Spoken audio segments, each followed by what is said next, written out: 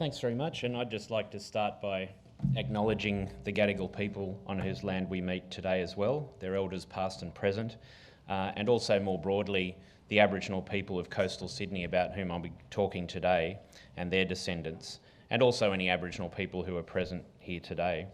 I'd also like to pass a specific acknowledgement on to my colleagues and researchers at the La Perouse Aboriginal community whose story this is and who've been very much instrumental in being able to bring it out to be told in public.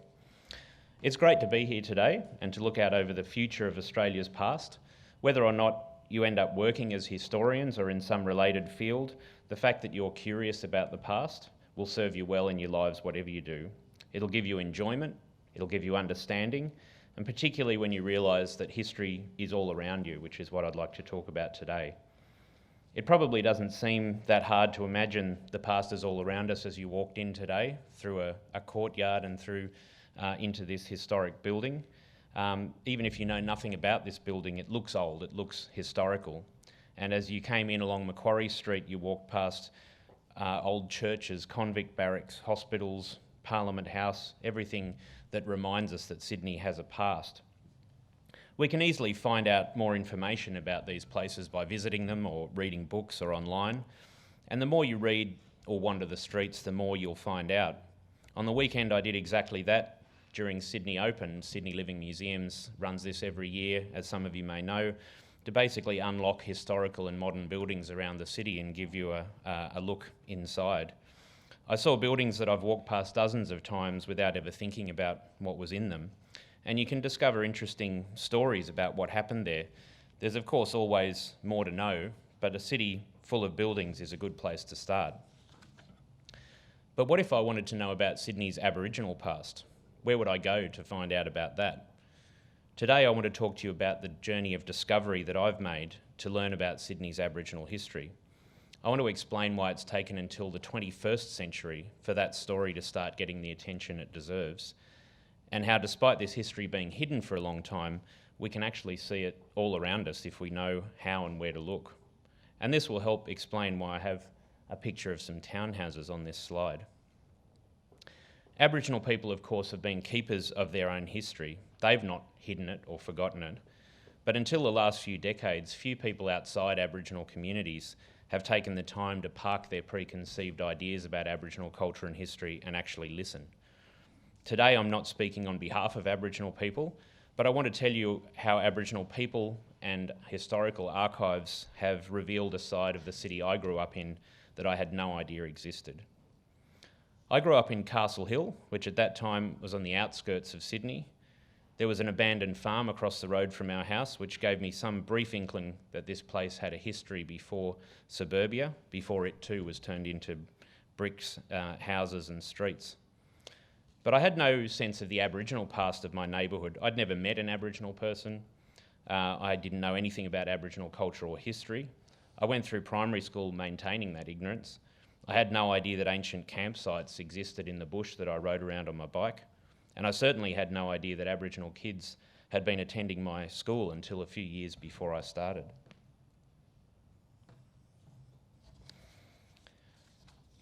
These children had been living in an Aboriginal mission down the road, a place I didn't know existed and my parents were unaware of. It was out of sight, out of mind. It closed down a few years before I started school and the kids moved away.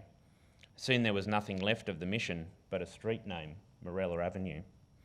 If you go there today, you'll be hard-pressed to have any idea that it ever existed.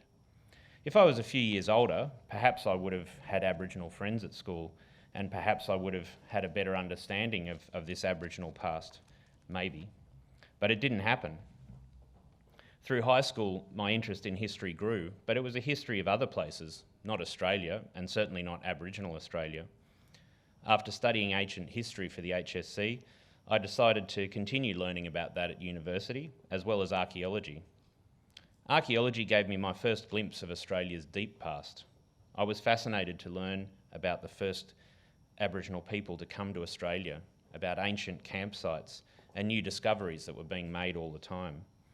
Archaeology was a window onto the real Aboriginal past, the authentic past, before this way of life was destroyed by the arrival of Europeans, or so I thought at the time. To me, Aboriginal Australia, the real Aboriginal Australia, and this really goes for a lot of people still today, I would imagine this as a thing of the remote past or the remote outback. I had no interest and no awareness of contemporary Aboriginal people in Sydney, and I certainly didn't think that they had anything to do with the past that I was studying at university. I used to walk to my archaeology lectures from Redfern Station to Sydney University, right past Australia's best known Aboriginal settlement at the Block in Redfern. I saw Aboriginal people there, but in a way I didn't see them. Nothing in my school or childhood had given me a reason to do so. Popular culture wasn't telling me to, nor were my parents or friends. We were all ignorant of this history. I played in a band while I was at uni, and I recall a few years ago discovering a song I wrote about the injustices done to our Indigenous people, but it was actually inspired by a black and white photo of a Native American chief. I never once connected that to Aboriginal people because I knew nothing about that story. Of course, I have to take responsibility for my own ignorance. If I'd been curious, I could have found out more. Others my age certainly did, and there were already several decades worth of history books being written about Aboriginal history by that time.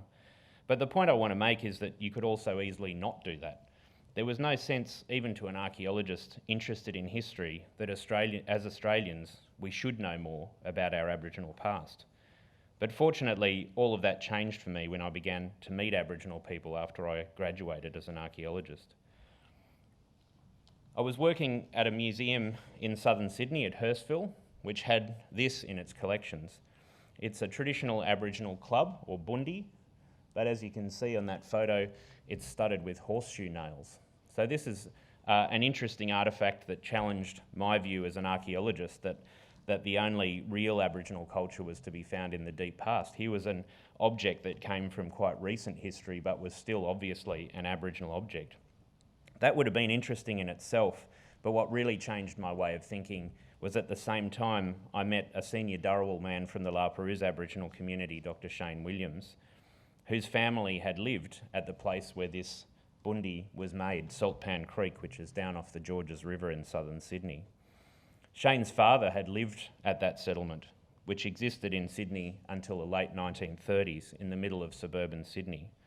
As someone who'd grown up in Sydney, this really challenged my way of thinking. I had no idea that this history had occurred, and I certainly had no idea that it was still carried in living memory. In fact, just a few weeks ago, one of the last residents who lived at Saltpan Creek passed away in the community. So this is not a history that's somehow ancient or disconnected from the present. It was not what I thought would have been the case. I was still stuck in a mindset where Aboriginal people wouldn't be able to change without losing their Aboriginal identity. But it set me on a path to learn more. I soon discovered that a great deal of what had been written about Aboriginal people was confined to the early colonial past, in fact the very first years of the Sydney colony after 1788. You could find hundreds of pictures like this showing traditional Aboriginal life around the harbour from when Europeans first arrived. And you can also find lots of writing about early tribal identities like Bennelong, who many of you will have heard of. But then the history books fall silent. Aboriginal people were literally written off the page after this, as if they had to exit for Sydney to have a modern history. If they were mentioned at all after those early years, it was to help tell a story of cultural decline. The authentic Aboriginal culture of Sydney Harbour that was described and drawn in images like this was quickly destroyed, historians wrote. Aboriginal people had no way of dealing with the catastrophic violence and disease that was visited on them, or of adapting to the colonial world. They abandoned their culture. They started wearing clothes and speaking English and took on all of the vices that Europeans brought with them.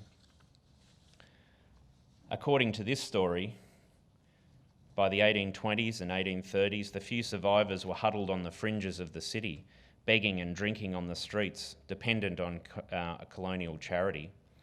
And consequently, historians found it easy to consign Sydney's Aboriginal history to a footnote. What more was there to tell? It was certainly nothing to match the excitement of convicts and gold rushes and Gallipolis harbour bridges and opera houses. The Aboriginal story was ending, the colonial story was moving forward. But this didn't square at all with the living, breathing Aboriginal people I met who claimed an ancient and continuing connection to Sydney. It also didn't match the fragments of information that I began to find in histories of different suburbs around Sydney.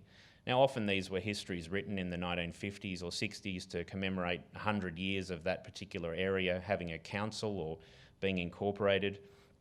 And most of what they were writing about was not Aboriginal people at all, but you would find little fragments in these histories that talked about a family living down the road in the 1870s or something. Not much to go on, but as you start to assemble all of these, a new picture was emerging. A picture of adaptation and continuity rather than decline and disappearance. And at the same time I started getting interested in this, other historians began to publish information about Aboriginal people in colonial Sydney and were coming to the same conclusion. So let's fast forward about half a century after Europeans arrived in Sydney, and I'll show you what I mean about this idea of adaptation and continuity, about getting rid of this idea that Aboriginal people cannot change without losing their sense of who they are. But before I do that, I just want to explain the area that I'll talk about mostly today. I use the term coastal Sydney, and it broadly means this part of Sydney, what we might call the saltwater part of Sydney, around Sydney Harbour and Botany Bay and the Georges River and the Hacking River. It's just an arbitrary boundary. It's not any kind of cultural boundary as such, but within this area throughout the 19th century, you see the same Aboriginal people circulating around. In 1788, the estimate was that there was around 1,500 Aboriginal people living in this area. There may have been many more. That was a guess by people who hadn't explored even 1% of this area by that time. But just a year after Europeans arrived in Sydney, an absolutely catastrophic smallpox epidemic radiated out from the colony and claimed many Aboriginal lives. Every family would have lost loved ones, perhaps whole families disappeared. As one of the first fleeters, David Collins, wrote, "The dead were left to bury the dead." So Aboriginal people who survived this could be forgiven for giving up, as historians have made out.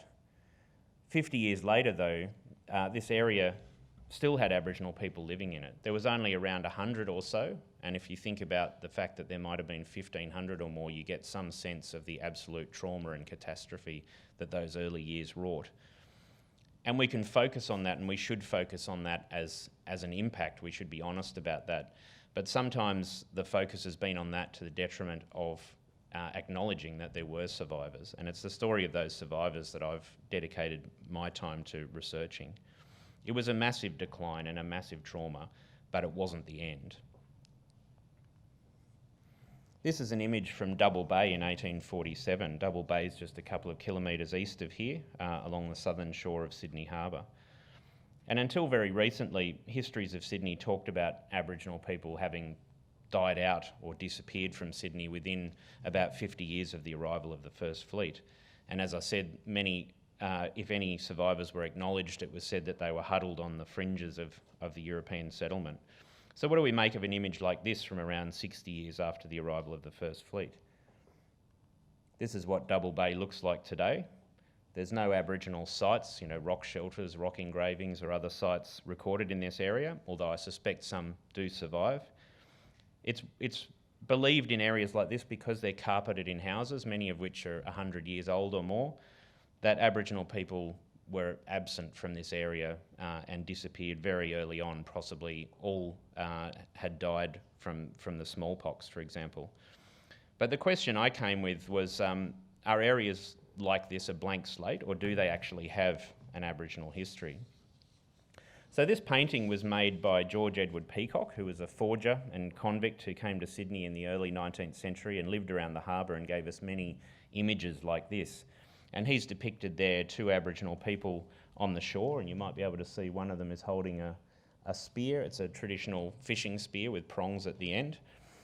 And when art historians began to look at pictures like this in the 70s and 80s, it was widely believed that Aboriginal people had died out or disappeared. So sometimes they interpreted figures like this as being invented by the artist to make the image a bit more exotic and a bit more appealing to their audiences. But if we look around at this image, we can also see something that might seem quite striking after 60 years of European settlement in Sydney, and that's If we're 3 kilometres from the CBD, look at how deserted this area is. Is that really the case, or is this image just a kind of invention of the artist? Well, fortunately, George Peacock in the pre-Google Earth age zoomed out for us and took another picture from further up the hill. Now, at the time, there were about 30,000 Europeans living in this CBD area where we are today. So what about Aboriginal people? Were they living in areas like this, and were they that deserted from a European perspective? Well, we know from, I'm going to show you quite a few images today, but the reason I'm doing that is a bit of a shorthand. What's shown in these images is backed up by written sources, newspaper articles, people's personal papers and so forth, and maps and plans. And we know that areas like this around the harbour, for reasons I'll explain a bit later, were not very intensely used by Europeans throughout most of the 19th century. Most of the bays of the harbour had a little fishing village on the beach, and occasionally a sort of manor house and estate on the headlands between the different coves. But other than that, there was not a lot of Europeans sort of living in those areas. What about Aboriginal people though? So the process of researching this was a very, very slow process of basically assembling fragments of historical information. A line in a newspaper article here, a mention in a diary there, and these things started to show, and having an archaeological background, I was very interested in mapping where people were living. And as we started to pull together these records, we started to see a bit of a pattern that certain places at different times were repeatedly mentioned as places where Aboriginal people camped. And at the same time, tracking the movements of Aboriginal people gave you a sense of how they moved around these different camps. So it was a very slow and painstaking process, but having that idea of mapping where things were and trying to understand in terms of the landscape, suddenly a picture started to emerge. And that picture was that throughout the 19th century, these 100 or so Aboriginal people who continued to live around coastal Sydney lived in perhaps half a dozen different settlements at any one time. It could have been a small family up to about 20 people.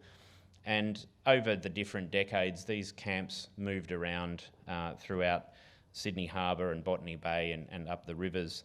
And at different times, different places were the sort of focal points of Aboriginal use. And Double Bay in the 1840s was definitely one of those. We know that not just from paintings like this, but from a number of other records. This is another sketch by another local artist about 5 years before Peacock's painting, also showing Double Bay. And here we can see a group camped on and cooking around a fire. This is Double Bay here, and like Peacock's painting, you can see these big forests behind here. A couple of things that are interesting about this painting, and again, things that we can see in historical records too. The men are still fishing with traditional pronged fishing spears, the same fishing spears that were seen in 1788 by Europeans. And one of the most interesting people is sitting at the back here. This is a mother with a baby on her back, tied on with a blanket. She's smoking a pipe, clay pipe, which was quite common at this time. But the baby is significant for a couple of reasons. One, because it shows us that Aboriginal people were still being born. This was not a population that was declining, and it's not just this one picture. We can see from records that there were children being born and carrying on this population. But also because, as I'll talk about a bit later, if we fast forward another half a century, the government, which at this time had very little to do with Aboriginal people, started to intervene in their lives. And the people who were leaders in their communities who pushed back against this intervention were the babes on their mothers' backs at this time. This is what they grew up experiencing around Sydney. They were camping on the shores of the bays of the harbour, and they were leading this kind of semi-traditional life where they were still practising tradition and still camping in places that were significant to them. We can trace even more of a personal story as we drill down into the historical detail. Here's a painting of a local man named Thomas Tamara. And again, when we look at sort of the way that paintings like this have been interpreted, some people have looked at this and said the artist was having a bit of fun here, trying to make fun of Thomas Tamara, giving him a suit of clothes, but contrasting that with his bare feet, as though that was some sort of joke by the artist. Not only do we know that this artist made quite quite tender and personal pictures of a number of Aboriginal people, so that doesn't seem likely. But we also know from historical records that Aboriginal men in this time were wearing clothes like that. And in fact, we know more specifically about Thomas Tamara, who was a senior man from Sydney and the Northern Illawarra, that he had attended a Christmas feast in the CBD here about 6 months before this painting was made, where all the men were given a dress shirt like the one that he's wearing. So sometimes when we really get down into the detail of historical records, a picture actually emerges that has just been ignored in the past because these things have been dismissed as though they're just a figment of someone's imagination. As for whether Thomas Tamara was an outcast, like a lot of people have been portrayed in this time, there's a great story about Thomas Tamara from a couple of years after this, where he and his group, he was living at Double Bay at the time this picture was made, in a rock shelter, a large rock shelter with his wife and daughters and about 20 Aboriginal men, women and children in total. And they had a fishing boat, and a couple of years after this painting was made, they were fishing down around Botany Bay, around the heads of Botany Bay where La Perouse is today, and then they disappeared. And some of the Europeans in Sydney who knew them called out an alarm because they hadn't seen them for a long time. They feared they'd been washed out to sea and had drowned, and sent word up and down the coast to see if their boat or bodies had washed up on a beach somewhere. And eventually the word came back from Wollongong that they were happily fishing their way down the coast. These are people who maintained their connection, who knew their country. They were not people who were lost. They were not people who didn't know how to live or to feed themselves. They were not outcasts. They were doing this in their own time and for their own reasons. We know quite a lot about what was going on at Double Bay in this very year because just coincidentally, a month before this painting was made, a French missionary was visiting Sydney on his way to the Pacific, and he was a keen sketch artist and wanted to sketch some Aboriginal people and was told to go and visit Thomas in the rock shelter in Double Bay. So he went up there and sat and sketched him and also sat and had a conversation with him. And those notes have survived and been translated, and we can read them today. And it's a direct conversation with Thomas talking about their lives. We know from that Aboriginal people living at Double Bay at this time were fishing and fishing to feed themselves. They had a wooden fishing boat, but they also took some of that catch and sold it at the Sydney markets, where the QVB building is today in the city. So they were making money off their fishing as well, and they were people who knew where to get the best fishing spots in Sydney. Women from the settlement were going up into these big forests behind the camp, and they were collecting gum from eucalyptus gum and selling that in the Sydney markets. And Thomas himself was acknowledged as an expert craftsman of returning boomerangs. He'd go into Hyde Park, just down the road here, give demonstrations of those boomerangs and then sell them. So the picture that emerges here is actually a settlement that's sitting right on the outskirts of Sydney, but far enough away that Aboriginal people were able to lead a life that was to some degree and to a reasonably large degree of their own choosing. But they also weren't hiding from the colony and its economy. They were drawing on their traditional knowledge and skills to find ways to live as much as possible on their own terms. We can even find a more personal story again. In 1844, a committee of several Europeans formed in Sydney to buy a boat and tackle for the Sydney tribe, as Thomas Tamara's group was called. And we know that from the following year they were using this to catch fish around the harbour, as I mentioned. And when I looked at this picture again, we can't be sure, but it's quite possible that this is the boat. It could be that this image from Double Bay in the 1840s is pretty much only showing us Aboriginal people, and that might actually be fairly realistic for the time. We'll probably never know that for sure, but what I do know is that either George Peacock, when he stood and made his sketch that became this painting, he'd either seen Aboriginal people doing these things, standing on the shore using their fishing spears somewhere very close by, or perhaps even at Double Bay, or, and this is quite an interesting possibility that draws on what we know from this period, it's quite possible that as he stood there with his easel sketching this scene of Double Bay, that Aboriginal people came up, looked over his shoulder and asked to be in his picture. And that's not the way and the interactions that we generally imagine played out in colonial Sydney, let alone anywhere in Australia. But it is the picture we find all across the eastern suburbs, around Botany Bay and elsewhere throughout the 19th century. So we're going up to a century now after the first fleet arrived, and yes, there has been a drastic reduction in the population, a small group of survivors dealing with quite traumatic and changing circumstances, but they're still here. They're still in settlements all around the harbour, and these only get revealed when we really drill down and try and find these tiny fragments of information and then build them back up into a picture again. Not every bay of the harbour was in use at the same time. Different camps were used at different times, but Aboriginal people were living side by side with Europeans, forming relationships, working as guides, running fishing businesses. One of my favourite reminiscences from this time was from a resident in the 1930s at Rose Bay who grew up there in the 1870s, so 90 years after the first fleet arrived.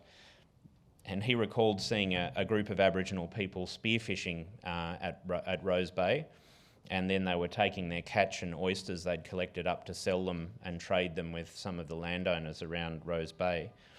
They were using these traditional pronged fishing spears, but the wooden prongs had been swapped out for umbrella spokes. Now this is continuity. This is like that club I showed you with the horseshoe nails. This is not loss of culture, this is adaptation. 100 years later, Aboriginal people at La Perouse are still making these spears. Sometimes they use things like pram spokes for the prongs, but this is continuing culture, this is not loss. One of these settlements that continued sort of a bit later than Double Bay was at Rushcutters Bay, which is just one bay along there. You can see we've got Double Bay here, and Rushcutters Bay is even closer to the city. There were Aboriginal people living at Rushcutters Bay right through to about 1900. The camp that they were using was sort of behind this toll booth. This is South Head Road, New South Head Road for anyone who knows that area today. And in here was a creek and mud flats and sort of bushland that Aboriginal people were living in, and they lived in a few different places at different times, but they were living there till about 1900. In the 1870s, there's records that ceremonies were still being performed here. Other Aboriginal people were visiting. Aboriginal people here in the late 19th century were making shell ornaments that they were selling in the city, so a similar kind of picture to Double Bay. They'd sometimes bail up people coming through at the toll bar there and ask for gifts or money for their children. And one of the interesting things is that even though the suburb of Rushcutters Bay was growing around them, you can already see some houses here. This is in the 1870s, but up into the 1880s and 1890s, this was suburban Sydney. But we don't find until about the 1890s anyone writing to the police or to the newspapers complaining about Aboriginal people, trying to move them on. We don't see the government trying to do so. To some extent, that's because we're talking about a very small group of people, and perhaps they were perceived as not being any kind of threat or anything. But we do find in records of places like Rushcutters Bay that there were clashes between Aboriginal people and local youths. We find some fear being expressed in diaries of people walking alone past this Aboriginal camp at night. But still, it was there, and it continued to be there up till around 1900. So how was it that this survival was able to occur in Sydney? Why was it that Aboriginal people weren't pushed out of the way as historians have imagined? Well, I've identified sort of three reasons which I think are quite key, and there's a lot of other things going on there as well. But the first I've touched on already, which is that these areas were not particularly intensively used by Europeans for quite some time. And this map from 1791 gives us a bit of a clue. When the first fleet arrived in Sydney, they needed to feed well over 1,000 people, and every year more and more people arrived and needed to be fed. Coastal Sydney was not where they were going to be able to do so. There was an attempt just down the road here at Farm Cove in the Royal Botanic Gardens to set up a farm, hence the name Farm Cove, but it was not very successful, and very quickly Europeans moved up the major rivers to the fertile land along those rivers. And the reason why, you can see in this map, there's very flattering terms like barren, sandy, swampy, rocky, sometimes swampy and barren. This is talking about how useful this land is to grow crops and to graze animals, and the answer is, with the exception of a few pockets, not very. So because of this, we have this town in Sydney through the 19th century, growing into a huge city, but largely within what we today recognise as the CBD. Tens of thousands of people there, and by the century's end, hundreds of thousands of people living in that very small area. But in the 1840s, for example, if we went outside the CBD area where about 30,000 people were living and wandered around the entire extent of coastal Sydney, which essentially is what I've shown on this map, there was only about 1,000 other Europeans in that area, and there was 100 Aboriginal people or so. So they were very much a visible minority in that landscape. As I said, that doesn't mean there were no impacts to these people. We know from what happened before that this was a drastically reduced population to what had been there in 1788. But they were there, and as 10% or so of the population in the 1840s, that's not what we usually imagine about Sydney. Some other images from around this time give us these kind of clues. This is an image from around Newtown, looking down to the heads of Botany Bay, so that's Kurnell there and La Perouse.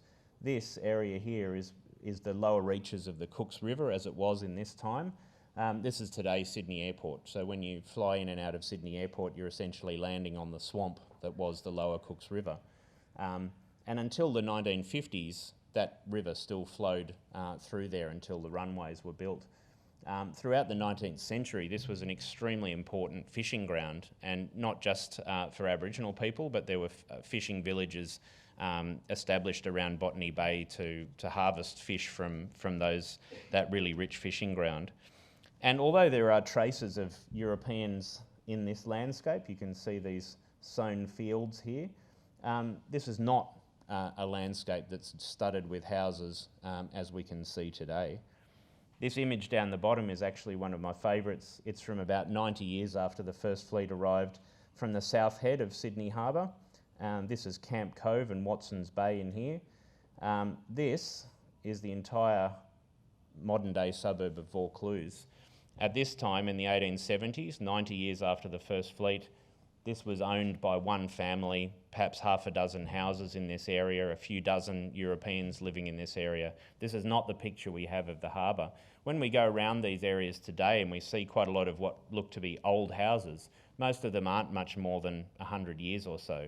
So we've got layers to Sydney's history that we often forget about. We think about Sydney as being a young place and not having, much of a nuanced history like this. And when you look at areas like this, you can get a sense of how it might have been that Aboriginal people could find their way to establish a camp on the shores of the harbour somewhere, and in fact, quite a lot of different locations. And the reason this is important is because it allowed Aboriginal people to continue something that was absolutely central to their way of life, which was fishing. Every image and description of Aboriginal people in the early colony describes fishing just about. It was not just a means of survival and economic activity, it was a very central part of Aboriginal culture as it remains today.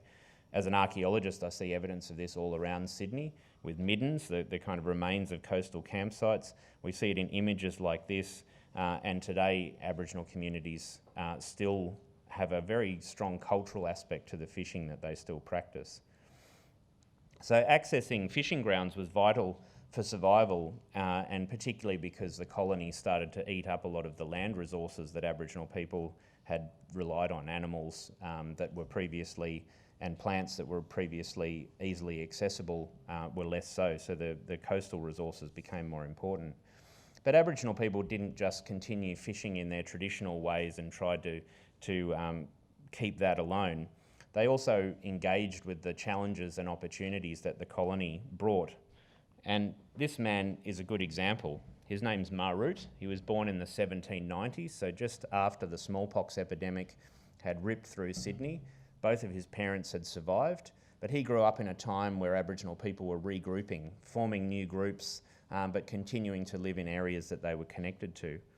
He was born on the Cooks River around Botany Bay, and lived for a time with his parents before moving in with some Europeans in Sydney, and then spending the most of the next couple of decades on whaling and sealing ships, including a year he spent marooned on Macquarie Island in the Antarctic Ocean, which would have been pretty chilly. By the 1830s, he wanted a piece of land and set up a hut and ran a fishing business with his wife on Botany Bay. They bought things for themselves, but they sold their excess catch to provide for themselves and other Aboriginal people. And around this time, this hotel opened up, the Banks Hotel, which was servicing a growing need for people in Sydney, or a growing desire to have things to do on weekends, leisure activities, as people got a bit more wealthy. This hotel was somewhere where you could go for the day or the weekend. You could listen to some music, you could dance, drink, you could wander around the gardens and see elephants and other exotic animals, or you could go on tours of Botany Bay with a guide, and Marut took up that role. As an acknowledged expert in fishing and the environment around Botany Bay, he was well equipped to run these tours. Sometimes he lived in the grounds of that hotel, and when he died in 1850, he was buried in the grounds there, along, we think, with his wife. In the following decades, other Aboriginal people were buried there, and it was maintained as an Aboriginal cemetery by local Europeans. Just recently, on a project I've been working on this year, we found some information too from an old newspaper article, and we think we now know where it is, which helps us to try and protect that place. This idea of engaging creatively with the colony was a very widespread thing. It didn't die with Marut. In fact, the next generations of Aboriginal people after him, for example, Johnny Malone and Biddy Giles, born in the early 19th century, continued that tradition. Johnny's group ran tours. They were officially engaged by the Joseph Banks Hotel to run these tours in the 1860s, established their reputation, and soon people were coming to them at Botany, where they were living when they wanted to go hunting in southern Sydney. Biddy Giles was a strong knowledge holder from Botany Bay, who also, by this time in the 1850s or so, was living along the Georges River and ran fishing and hunting tours in the area around the Georges River and south into what is now Royal National Park. Now, these are people that are still acknowledged today. Biddy Giles, for example, has lots of descendants, and I live and work with them today, and they recognise these people. The final sort of factor that was really key here is the relationships that Aboriginal people formed with Europeans. I mentioned that the government wasn't particularly engaged with Aboriginal affairs throughout most of the 19th century, but we find a small group of Europeans, in this case the children of convicts born in some of the earliest generations in Sydney, grew up knowing Aboriginal people, and by the 1840s or so were some of the most prominent prominent people in Sydney. And although they were small in number, probably most people in Sydney were indifferent or perhaps negative towards Aboriginal people. This small group of influential Europeans who Aboriginal people cultivated relationships with turned out to be quite important in their affairs. It was on their properties that they camped and went fishing and hunting. This group of 3 men, for example, organised for blankets to be distributed to Aboriginal people each year, and also wrote to the government as advocates for them when they needed fishing boats and other things. And they didn't really care who they were helping as long as they were people that were in need. But for another man, that was very important. This man, George Thornton, was involved in that committee and was also helping Aboriginal people, but increasingly he had a view that Aboriginal people should only be helped in what he called their home district, and he thought that increasingly through the 19th century, very few people, and eventually no people by the 1870s, had any connection like that to Sydney, and so they should be discouraged from being there. 20 years later, this came to a head at a place right in the shadows of Sydney Opera House, and you might be able to recognise that cut sandstone wall for anyone who's walked down to the Opera House, that wall before you come to the steps of the Opera House. There was an Aboriginal camp here on the shores of Sydney Cove at the government boat sheds, and George Thornton started a campaign to evict Aboriginal people from that place on the basis that they were not from Sydney, even though we know from looking at historical records that they were definitely people tied to that area. It's a complex story, but basically after 6 months he was successful, and the police moved in, evicted Aboriginal people from this settlement, and as a consequence, 6 months later, George Thornton was made the state's first protector of Aborigines, which is a pretty horrible title when you think about what became of that role. Essentially, it gave him responsibility for the distribution of assistance and welfare to every Aboriginal person in the state. By 1883, that had become the Aborigines Protection Board, and a quarter of a century later, that board got legal powers to oversee policies of segregation and the removal of children, the start of what we know as the stolen generations. For people in Sydney, the effects of this formation of the board were not immediately apparent. The main thing that happened was that the government decided that at La Perouse, an Aboriginal fishing village, which was just like any one of these other settlements I've been describing around coastal Sydney, would be the only place where the government would provide any kind of assistance.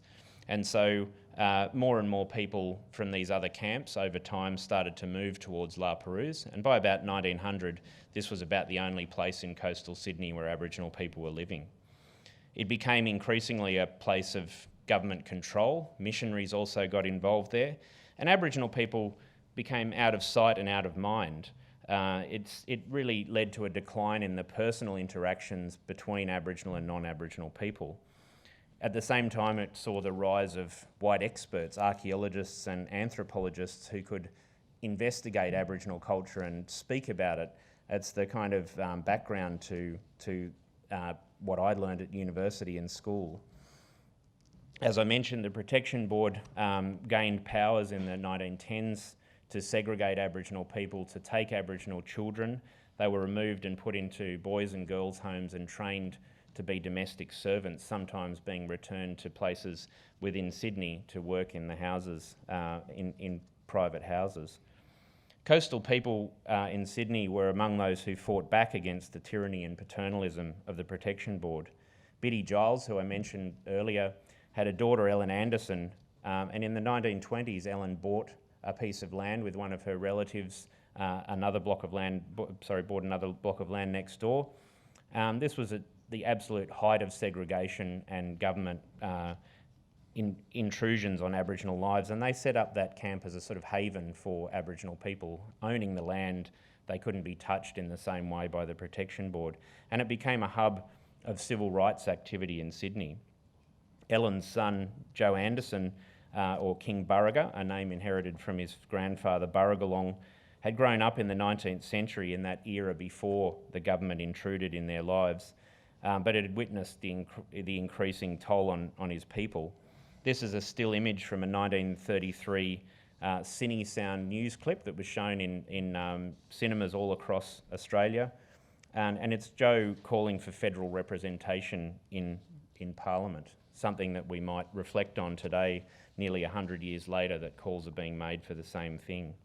Sometimes Joe went into the Domain, just behind us here, to spruik for Aboriginal rights, and this brings me back to these buildings from my first slide. Just down the road between the two State Library buildings, where you're going to go this afternoon, these terrace houses stood until the 1930s. The third from the right was the Aborigines Protection Board office. While Joe was spruiking for rights in the Domain, in the shadow of this building, this was where segregation and child removal were being signed off. They were demolished to make way for the expansion of the library, and the board office moved into the city, and there's nothing left to mark where they were today. But it's important to know why it was here and what it was, and about that history. It's a good example of the fact that, perhaps unsurprisingly, because Aboriginal people didn't disappear from Sydney, that their history is also intertwined with places that we usually associate with European history and with their actual disappearance.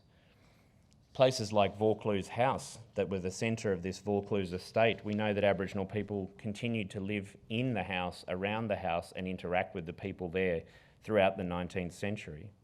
Places like the Joseph Banks Hotel, and both of these buildings are still there today, you can go and visit them, is a place that is entwined with the economic history of Aboriginal people as well as Europeans in the colony.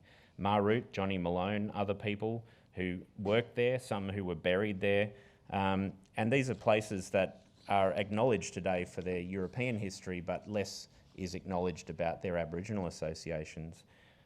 As we start to know about this history, all these other places pop up around the landscape too. Some with buildings that survive, some that are just places that we can observe that history in.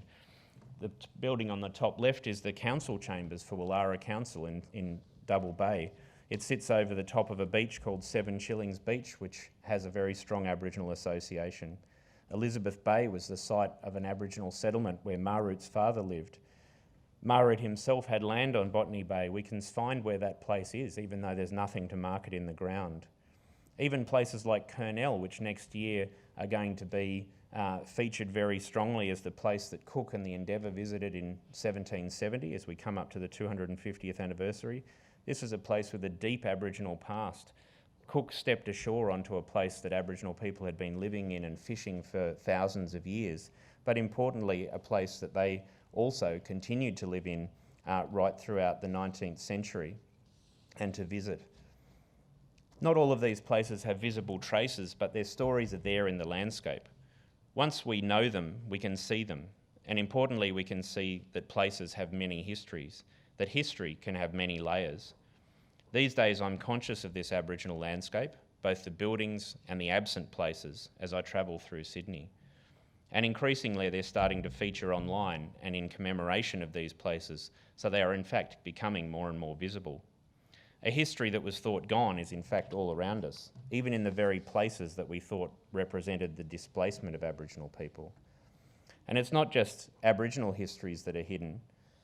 Last year, as part of the Vivid Ideas Festival, I was very honoured to be part of an exhibition by Year 11 Bradfield College students in North Sydney called The New Creatives, Hidden in Plain View, and it was based around this idea in my book of hidden histories.